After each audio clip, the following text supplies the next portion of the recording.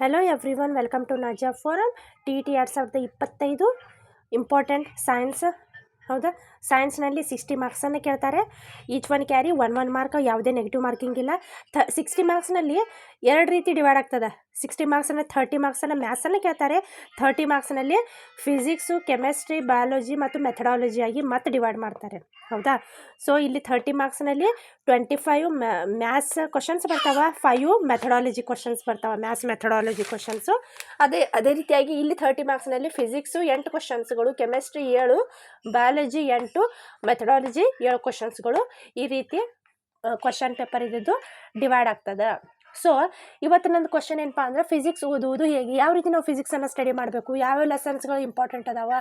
So 9th ಅಭ್ಯಾಸ ಮಾಡಬೇಕು, 10th ಅಭ್ಯಾಸ ಮಾಡಬೇಕು, ಅಥವಾ ಪಿ ಯು ಅನ್ನು ಅಭ್ಯಾಸ ಮಾಡಬೇಕು. ಬಹಳಷ್ಟು ಸಿಲೆಬಸ್ ಅಂತೂ ಭಾಳಷ್ಟು ಇದೆ, ಅದರ ಸಮಯ ಬಹಳಷ್ಟು ಕಡಿಮೆ ಇದೆ. ಸೊ ಅವಾಗ ಏನು ಮಾಡಬೇಕಾಗ್ತದಪ್ಪ ಅಂತಂದರೆ, ಅಳತೆ ಮತ್ತು ಏಕಮಾನಗಳು ವೆರಿ ಇಂಪಾರ್ಟೆಂಟ್. ಈ ಅಳತೆ ಏಕಮಾನಗಳು 8th 9th ಮತ್ತು 10th ಹಿಡಿದು ಪಿ ಯುದಲ್ಲಿಯೂ ಕೂಡ ನಾವು ಕಾಣ್ತೀವಿ ಅಳತೆ ಮತ್ತು ಏಕಮಾನಗಳು.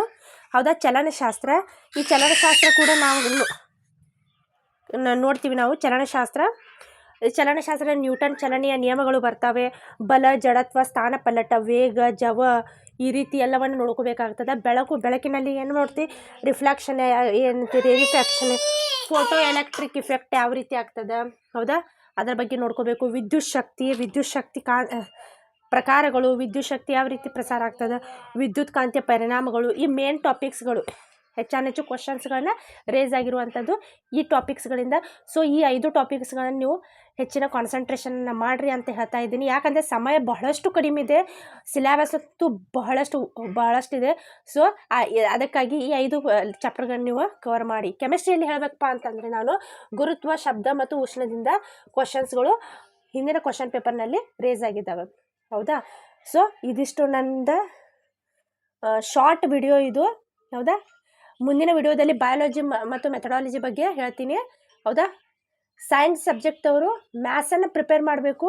ಅದು CBJD ಇರಲಿ, PCM ಇರಲಿ, ಇಬ್ಬರು ಕೂಡ ಸೇಮ್ ಕ್ವಶನ್ ಪೇಪರನ್ನು ಬರೀತೀರಾ. CBJD PCM ಯಾವುದೇ ಡಿಫ್ರೆನ್ಸ್ ಬರೋಂಗಿಲ್ಲ. ಇವರು CBJD ಇರಲಿ ಮ್ಯಾಥ್ಸನ್ನು ಬರೆಯಬೇಕು, PCMದವರು ಬಯಾಲಜಿಯನ್ನು ಬರೆಯಬೇಕು. ಸೊ ಈ ರೀತಿ ಕ್ವಶನ್ ಪೇಪರ್ ಇದೆ. ಈ ಸಲ ಬಹಳಷ್ಟು ಟಫ್ ಕ್ವಶನ್ ಪೇಪರ್ ಬರುವಂಥ, ಯಾಕಂದರೆ ಕಾಂಪಿಟೇಷನ್ ಬಹಳಷ್ಟು ಹೆಚ್ಚಿಗೆ ಇದೆ. ಯಾಕಂದ್ರೆ TET ಮುಗಿದ ತಕ್ಷಣ ಅವ್ರೇನು ಮಾಡ್ತಾರಪ್ಪ ಅಂದ್ರೆ, CET ಕಾಲ್ಫಾರ್ಮ್ ಆಗುವಂಥ ಚಾನ್ಸಸ್ಗಳು 98% ಅದಾವ.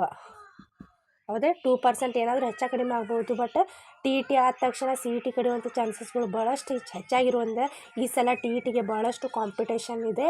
ಸೊ ಇದರ ಬಗ್ಗೆ ಹೆಚ್ಚಿನ ಕಾನ್ಸಂಟ್ರೇಷನ್ ಕೊಡಿ. ನಮ್ಮ ಏನಪ್ಪ ಅಂತಂದ್ರೆ 90+ ಮಾಡುವುದು. ಓಕೆ, ಇದಕ್ಕಾಗಿ ನಾವೇನು ಮಾಡಬೇಕು, ಕಾನ್ಸಂಟ್ರೇಷನನ್ನು ಮಾಡಬೇಕು. ಹೌದಾ, ಸೊ ನಮ್ಮ ಮೆಥಡಾಲಜಿಯನ್ನು ಈ ರೀತಿ ಓದ್ಕೋಬೇಕು. So science 30 marks physics, chemistry, biology, methodology 8 marks 7 marks 8 marks 7 marks ಈ ರೀತಿ ಡಿವೈಡ್ ಆಗಿರ್ತಾವೆ. ಐ ಹೋಪ್ ನಿಮಗೆ ಒಂದು ಸ್ವಲ್ಪ ಮಾಹಿತಿ ಸಿಕ್ಕಿದೆ ಅಂತ ತಿಳ್ಕೊಂಡಿರ್ತೀನಿ. ಇಷ್ಟವಾದರೆ ಮಾಹಿತಿ ಗೊತ್ತಾಗಿತ್ತಪ್ಪ ಅಂತಂದರೆ ದಯಮಾಡಿ ಸಬ್ಸ್ಕ್ರೈಬ್ ಮಾಡಿ, ಶೇರ್ ಮಾಡಿ ಮತ್ತು ಲೈಕ್ ಮಾಡಿ ಅಂತ ಹೇಳ್ತಾ ನನ್ನ ವಿಡಿಯೋವನ್ನು ಇಲ್ಲಿಗೆ ಎಂಡ್ ಮಾಡ್ತಾ ಇದ್ದೀನಿ. ಧನ್ಯವಾದಗಳು.